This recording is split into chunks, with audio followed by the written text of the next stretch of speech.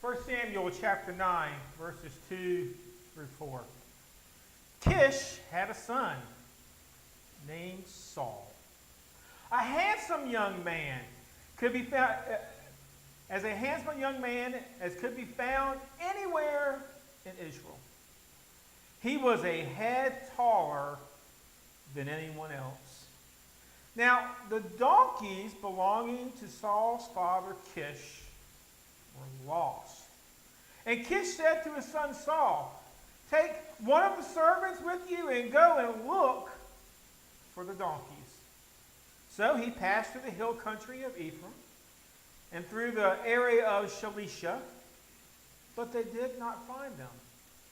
They went to the district of Shalem, but the donkeys were not there. Then they passed through the territory of Benjamin, but they did not find them. You know what? I expect it would be kind of hard to follow a donkey when you can't even find the thing, right? This is a crazy story because God is about to pick a king to lead his people. They couldn't even keep up with some donkeys. How do I know he's going to be able to pick? He's about to pick a king? Well, verses 15 through 17 tell us this. Back in chapter 8. Now, the day before Saul came to the Lord, he had revealed to Samuel, "About this time tomorrow I will send you a man from the land of Benjamin. Anoint him ruler over my people Israel. He will deliver them from their hand, the Philistines. I have looked on my people and heard their cry, and their cry has reached me." When Samuel caught sight of Saul, the Lord said to him, "This is the man I spoke to you about. He will govern my people." So as Saul walked into the gates that day, and there he was, and you know what? He sure did look the part, right? I mean, if I'm Disney and I'm trying to make a king for Israel, I think these are the categories that we look for, right? He was good looking. I mean, who wants an ugly king, right? I mean, he's going to be getting up in front of people and making speeches, and you want a king that all the girls, it's their heartthrob, and you just want a king that looks good. And well, I'm a little offended by this next qualification. He was tall. I've always wanted to be tall. I wondered what it would be like, but I do realize my advantage is when it gets rained, when it rains, I'm one of the last people to get wet, because I'm not a very tall person. But it says this guy stood a head above everybody else. That means when you put them all in a room and you look, there he was. You could see him, and I think that would be important for a king, right? Especially in those days where they didn't really have, big stages, and they would have this moment where you could see the king. Now, he's lacking a little confidence, according to verse 21. Saul answered, "But am I not a Benjaminite? From the smallest tribe of Israel? And is not my clan the least of the clans of the tribe of Benjamin? Why do you say such things to me?" So Samuel walks up to Saul and says, "Congratulations, you're the first king of Israel." And Saul says, "Dude, I think you got the wrong person. I mean, I'm not from the big city. I'm not popular. I don't have a family that's just well known. I'm from the little bitty tribe of Benjamin. And when you look at the little bitty tribe of Benjamin, well, I'm from the smallest of all the clans or the families that you can find." Now, when it came to Saul, he did believe in God, but he kind of had a rather worldly view on how God worked. This is what verses 6 through 8 tell us. "But the servant replied, Look, in this town there is a man of God. He is highly respected, and everything he says comes true. Let's go there now. Perhaps he will tell us what way to take." Remember, they're looking for donkeys. Saul said to his servants, "If we go, what can we give the man? The food in our sacks is gone. We have no gift to take to him. Look," he said, his servant. The servant answered, "Look," he said, "I have a quarter of a shekel of silver. I will give it to the man of God so that he will tell us what way to take." Now, isn't this interesting? somewhere along the line, Israel got the idea that the way you make God work is you take him money, like putting coins in a slot machine.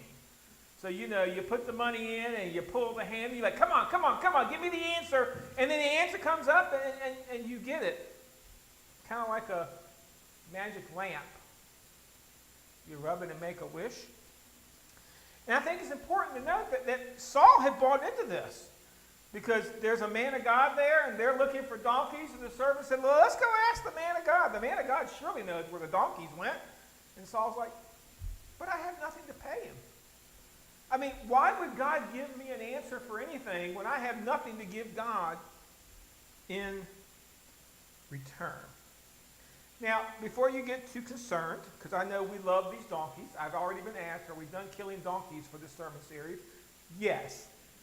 And before you worry too much about those poor little lost donkeys, they're going to be fine, according to verse 20. As for the donkeys you lost 3 days ago, this man has been wandering around 3 days looking for donkeys. Interesting.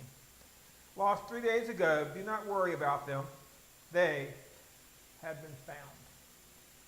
I want you to appreciate Saul's story. Saul went looking for some lost donkeys, wandered around for 3 days, wound up the king of Israel just because he decided to go pay a seer to find a bunch of donkeys.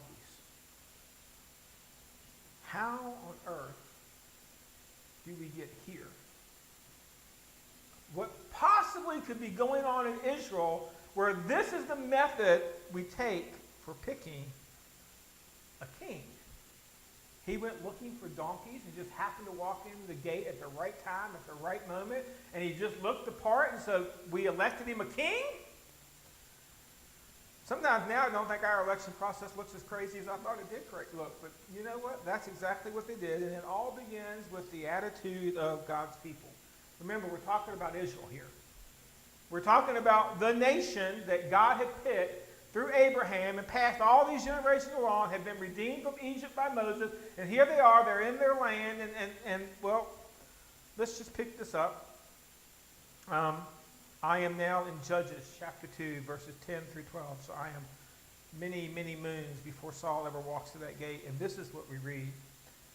After that whole generation had been gathered to their ancestors, another generation grew up who knew neither the Lord and what he had done for Israel. Then the Israelites did evil in the eyes of the Lord and served the Baals.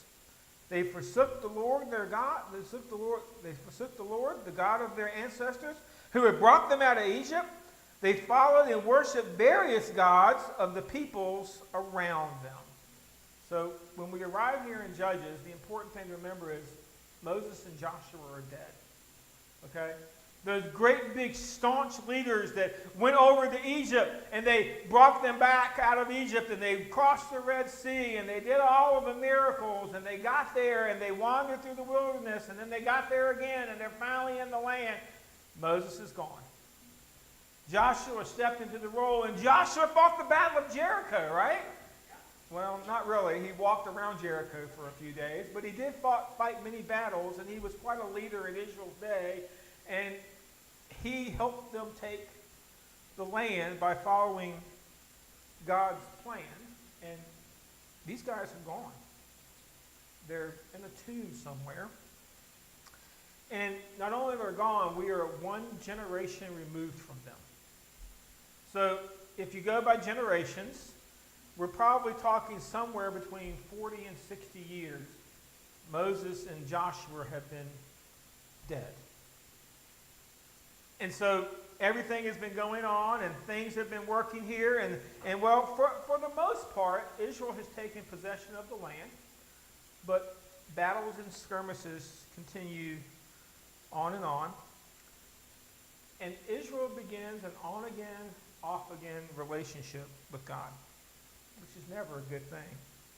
And when I call it an on-again, off-again relationship, you need to, here's how it works. When things were going good, they walked away from God. I got this, God. When things were going bad, They come running back to God, crying to God, saying, why on earth did you put us in this situation? And the cycle just keeps moving on and on and on. And every time they walk away and come back, they never come back quite as high as they were before, and the relationship is generally deteriorating. And the important thing to note, at this point in their history, there was no centralized government. So in times of crisis, God raised up a judge to deal with the enemy. So they didn't have a king. They didn't have a president. They didn't have elections. They didn't have some organization that was leading.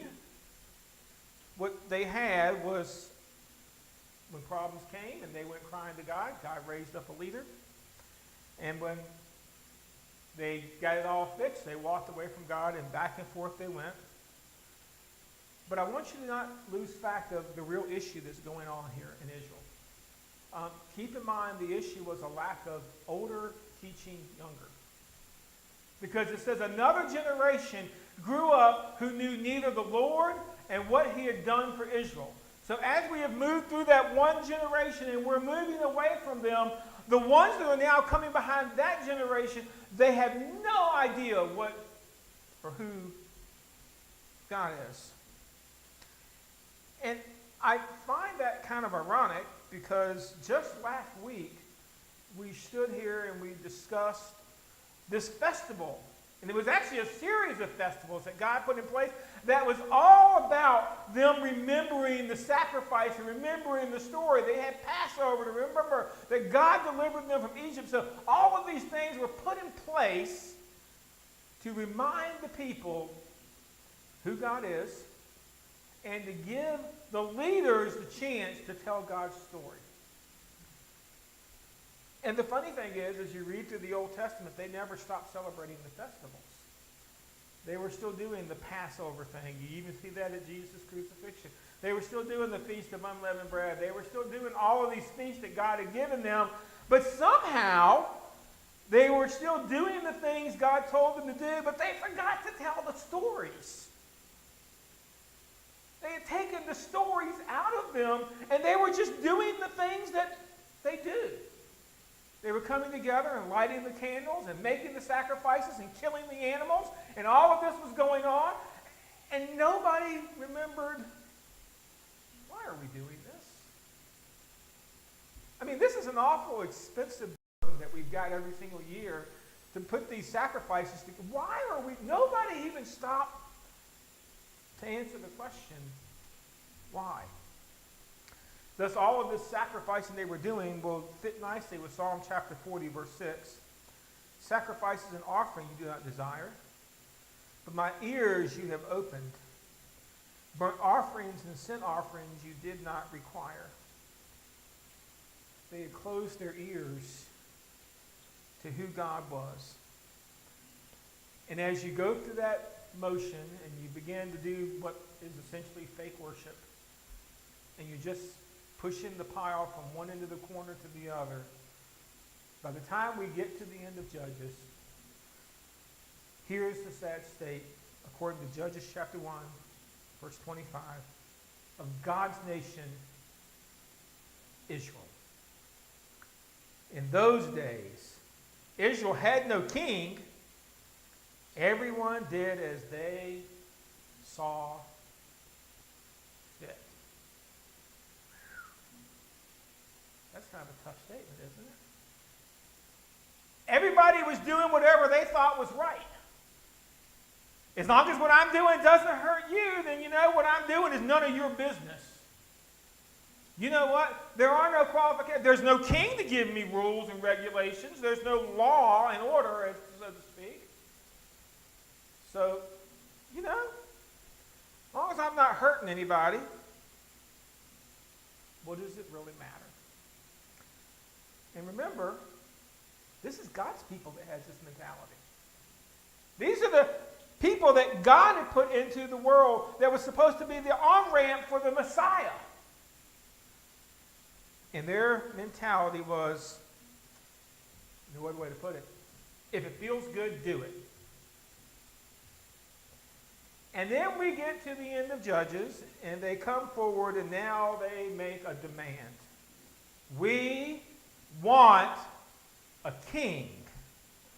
1 Samuel chapter 8, verse 6. So all the elders of Israel gathered together and came to Samuel at Ramah. They said to him, "You are old." Isn't that a nice way to start the conversation? Dude, you're just getting old. You got the gray hair going on, what hair is left, and you're old. And your sons do not follow in your ways. So that means that the guy that was in charge, his sons were in the if it feels good, do it mentality.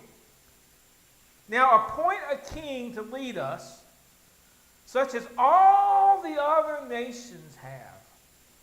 But when they said, give us a king to lead us, this displeased Samuel. So he prayed to the Lord. Man, it's got to be a hard moment for Samuel, right? I mean, he's doing the best he can. As a matter of fact, he's doing so much for the nation of Israel, he forgot to go and teach his son the stories. And so now they're off doing their thing. And he had put all of his time and his energy and his effort, and he's watched them, and now here they are. You want a king? And here's the thing. I get it for the nation of Israel. Because eventually the up and down roller coaster ride, it gets old. But instead of saying to God, we submit, we repent, we're going to do things your way, they demanded a king. And in the demand, they forgot. They already had a king. Verses 7 and 9, and the Lord told him, he's speaking to Samuel, listen to all that the people are saying to you. It is not you they have rejected, but they have rejected me as their king, as they have done from the day I brought them out of Egypt until this day, forsaking me and serving other gods, so they are doing to you. Now listen to them, but warn them solemnly, and let them know what the king who will reign over them will claim as his rights. So Samuel gets upset, he goes off and he complains to God, and God said, Samuel, get out the middle of this. This is not about you. This is not about your time and your energy and your ministry and the things that you're doing. Understand that these are my people. They're not rejecting you. They are rejecting me as their king.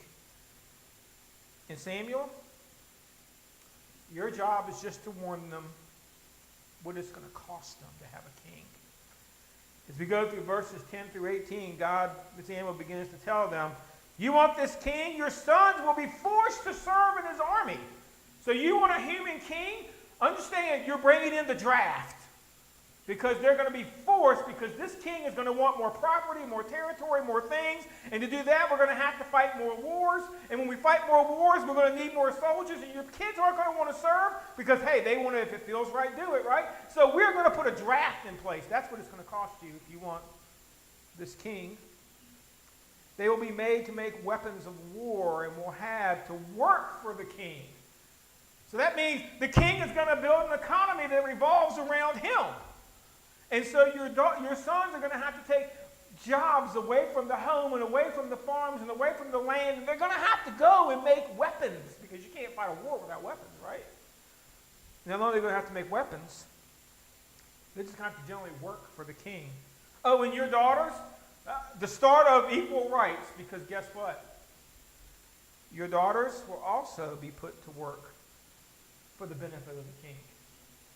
So your daughters, we're going to take them away from you too. And we're going to put them in service to the king. And they're going to be doing things. They're going to be cleaning this castle. They're going to be doing the things. They're going to be serving the king. And they're not going to have family at the forefront anymore. Oh, you got to love this one. Folks, he's going to take your land. You want this king? You can have him, but understand, he will take your land. And as for that stuff that you earn, well, a king's got to make a living, right? How do you make a living if you're a king? He's going to tax your wages, folks. You want a king? Then you better get prepared to pay taxes. I thought about this. Israel wasn't paying taxes at this point other than what was considered a temple tax, when they went to sacrifice. They would have to give a portion more so the priests could eat. Wow. The king's going to put these taxes in place. And not only on your wages, he's going to need more money than that, so just taxing your wages. So there will be personal property taxes. So that land that he doesn't take from you, you're now going to have to pay him to keep. That doesn't make any sense to me. I bought this land. This is my land. No. You're renting the land because you pay taxes on the land. And you're going to want this king, and you're going to love this king, and you're going to demand this king, and maybe even you'll sing this king's praises for a little while. And the day will come when you tire of your king, and then you cry out for relief. Now think about that. Every 4 years we kind of have this moment, right? We get tired of our king, and so we're going to go elect a better king. And on and on and on and on our cycle goes. But here's the scary part. God said he will not answer that cry. Think about that. They wanted a king. They got their king. They figured out at the point, hey, this was a really bad idea. Let's go back and tell God, let's put things back the way they were. And God says, oh no. I have put up with your wishy-washy attitude long enough. I have endured your half-hearted worship long enough. I have watched in disgust as you have worshipped other gods more fervently than you have worshipped me. Yeah. No, eventually the king thing is going to divide your nation. It's going to drag you deeper into sin. It's even going to lead to captivity. But you're going to have to make your decision. Because we're back on the one train. We have a lordship issue. 1 Samuel chapter 8, verses 19 through 20.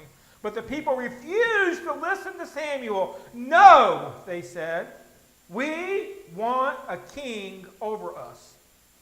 Then we will be like all the nations with the king to lead us and go out before us and fight our battles. They were more interested in being led by a human than God himself. Glad I'm not like that. Maybe I am. They were looking at the world and saying, we want to be like them. Instead of them trying to teach the world how to follow God, they wanted to take God and squeeze him into a box and go and follow the world. Isn't that what they said? Be like all the other nations around us. We want a king to fight our battles for us. Who was fighting the battles for them beforehand? Oh, that would be God, remember? So now they're saying, God, we don't like the way you fight. Tell you what, let's take our king. And you give us a king, and we'll let him fight those battles. And again, I'm not surprised they don't know who was fighting the battles before, because guess what? They had no stories. They had no history. Nobody had bothered telling them about Egypt and Moses and the plagues and all of the things that they don't have any of that. So why not do this? And without all of that, like the lost people, they had become, and like the lost donkeys, they had been called lost people because they had forgotten all of it. And with our kids downstairs, this is our moment for us to remind ourselves, don't do that. Teach your kids the stories. Teach your kids the foundation. Because what they really were saying, sorry, I'm one click behind. What they were really saying is they wanted to do things the way they wanted to do them. And unlike you, God, we want a leader that will let us do it.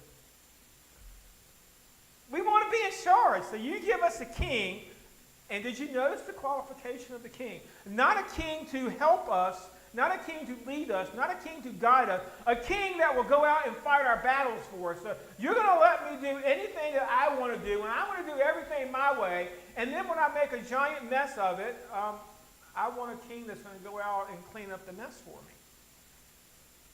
Boy, wouldn't that preach today? Isn't this kind of what we want? We want to make a mess of everything, and then when it's all done, and we're like, oh my gosh, how do I fix this? I know, let's elect a new king. He'll fix everything, or she'll fix everything. How's it working out for us? Not well. God warned them. The cost is going to be high, and you can't have it both ways. You can't have two kings. You can't have a human king and a God king. It's just not going to work. No man can serve two masters. Therefore, you must pick a king. I've now moved to our Easter story, kind of. I'm in John chapter 19, verses 13 through 22, if you're trying to keep up with me. We are now at the point Jesus is being put on trial. He's gone through the first two renditions, and now he is standing before Pilate, the governor of Rome, of the Roman area that he's in right there. When Pilate heard this, he brought Jesus out and sat down on the judge's seat at a place known as the stone pavement, which in Aramaic is Gabbatha. It was the day of preparation of Passover. It was about noon. "Here's your king," Pilate said to the Jews. But they shouted, "Take him away! Take him away! Crucify him!" "Shall I crucify your king?" Pilate asked. "We have no king but Caesar," the chief priest answered. Finally, Pilate handed him over to be crucified. So the soldiers took charge of Jesus. Carrying his own cross, he went out to the place of the skull, which in Aramaic is called Golgotha. There they crucified him with the two others, one on each side, and Jesus in the middle. Pilate had a notice prepared and fastened to the cross. It read, "Jesus of Nazareth, the King of the Jews." Many of the Jews read this sign for the place where Jesus was crucified was near the city. And the sign was written in Aramaic, Latin, and Greek, so that all could read it. The chief priests and the Jews protested to Pilate, "Do not write the King of the Jews." But this man claimed to be the King of the Jews. Pilate answered, "What I have written, I have written." So the charge Jesus was officially crucified under was he claimed to be a king. Which in Roman times, that was considered treasonous because Caesar was indeed the only king of Rome. And if you claimed to be a king, they crucified you. So that's where they got their charge from. However, when I asked the question, Jesus never actually gave Pilate a straight answer. Pilate went back to them inside the palace and summoned Jesus and asked, "Are you the King of the Jews?" There's a yes or no question. And Jesus says, "Is that your own idea?" Jesus asked. "Or did others tell you about me?" "Am I a Jew?" Pilate replied. "Your own people and chief priests handed you over to me. What is it that you have done?" Jesus said, "My kingdom is not of this world. If it were, my servants would fight to prevent my arrest by the Jewish leaders. But my kingdom is from another place."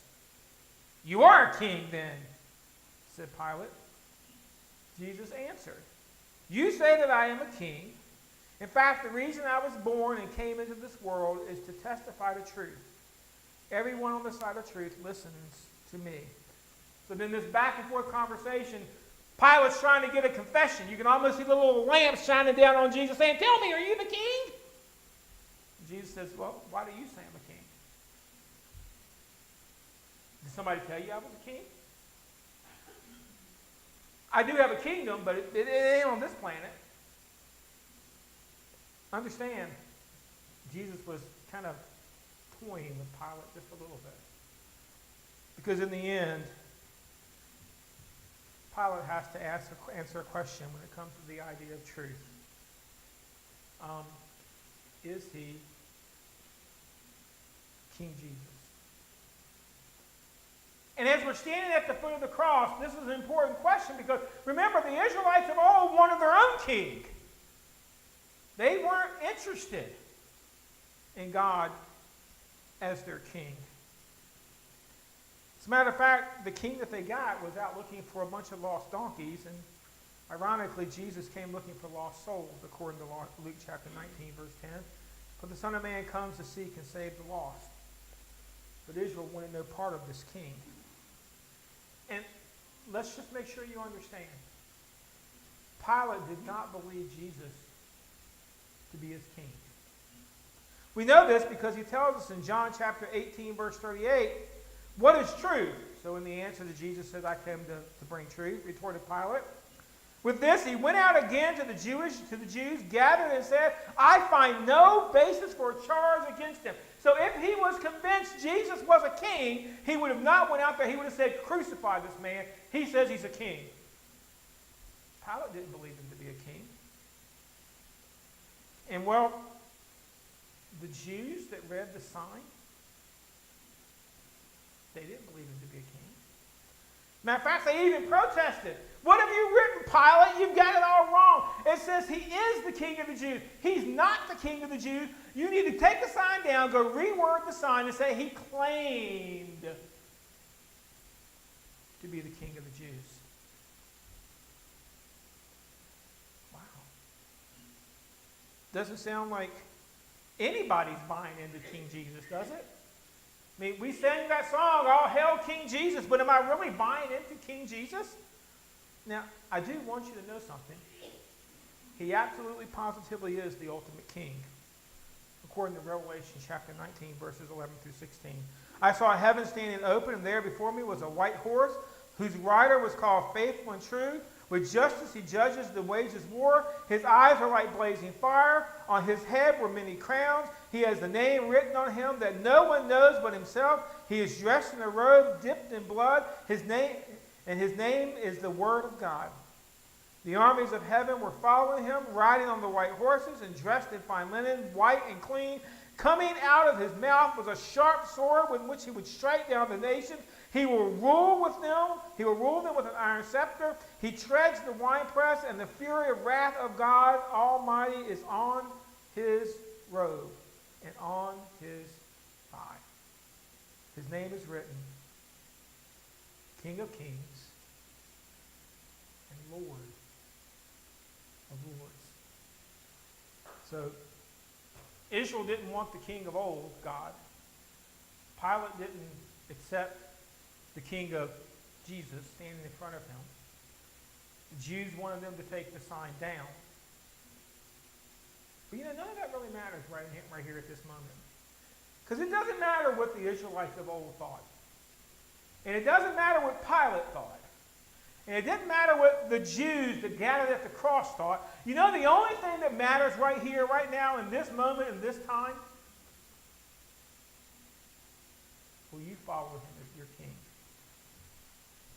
When Jesus came in the region of Caesarea Philippi, he asked his disciples, who do people say the Son of Man is?